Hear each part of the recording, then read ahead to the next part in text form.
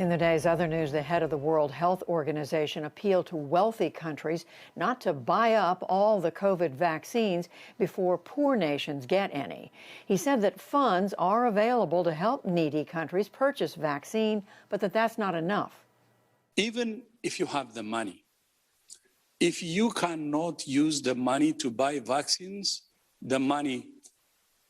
having the money doesn't mean anything.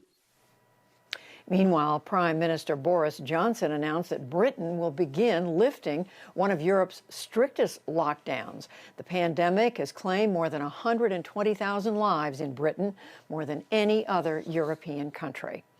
President Biden has announced plans to funnel more federal pandemic aid to businesses owned by women and minorities. On Wednesday, a 2-week window opens for companies with fewer than 20 employees to apply for loans under the Paycheck Protection Program. They make up a majority of small businesses in the U.S. Lawmakers in Virginia voted today to end capital punishment.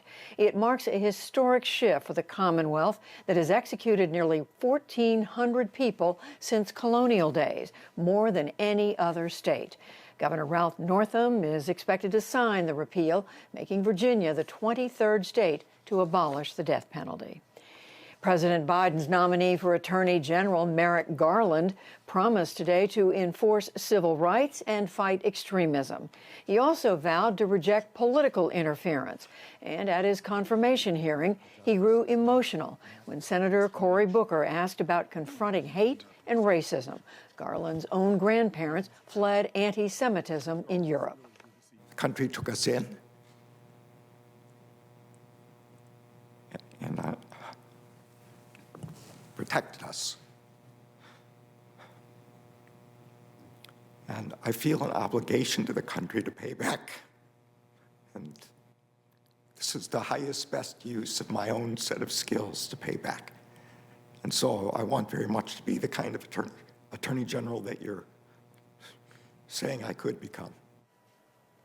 Garland is a federal appeals judge. President Obama nominated him for the U.S. Supreme Court in early 2016, but Senate Republicans refused to consider the nomination.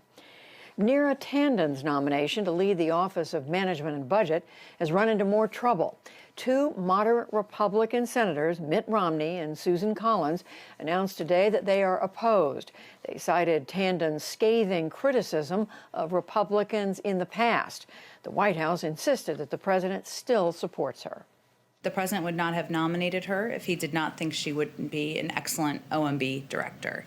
And he nominated her because she is qualified. So we simply just disagree with whether she's the right person for the job with these senators. Democrat Joe Manchin also opposes Tanden. That means that she will need at least 1 Republican vote in the evenly divided Senate. Vice President Harris could then cast a tie-breaking vote for confirmation. Former President Trump has lost a long-running fight to keep his tax records away from a New York State prosecutor. The U.S. Supreme Court declined today to halt the handover of the records for a criminal investigation. Mr. Trump charged that the ruling keeps alive a fishing expedition. Separately, the Supreme Court refused to revive a defamation lawsuit by porn star Stormy Daniels against the former president.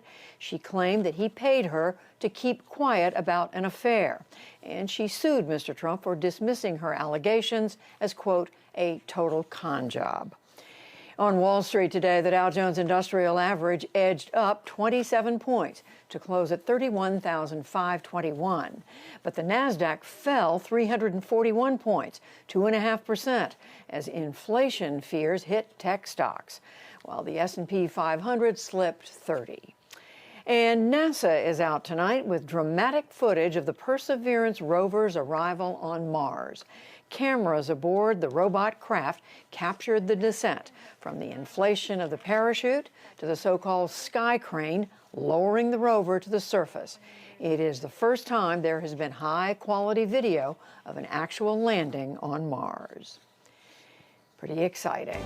And still to come on the NewsHour, major questions remain in Texas following a devastating winter storm. We discuss the pandemic response and the fight against climate change with Bill Gates. A new book takes a look inside a Syrian Kurdish women's militia, and much more.